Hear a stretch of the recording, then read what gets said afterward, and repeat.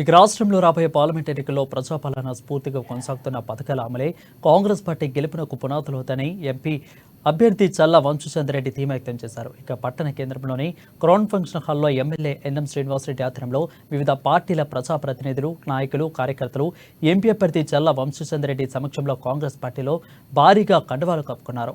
ఇక బీఆర్ఎస్ అభ్యర్థి మన్నె శ్రీనివాసరెడ్డి ప్రస్తుత పార్లమెంటు సభ్యులని తాము చెబితే కానీ ప్రజలకు తెలియదని ఆయన పేర్కొన్నారు.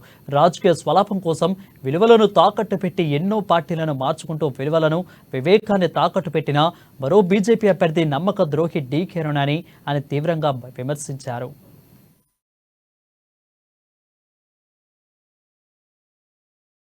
युवाओं के लिए, बिजनेसमैनों के लिए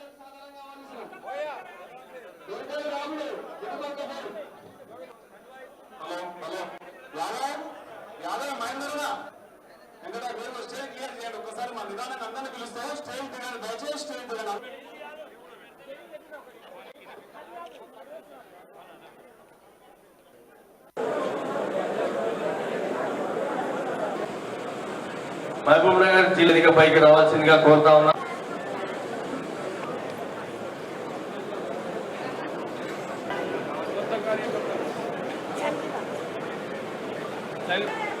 హల్వాడ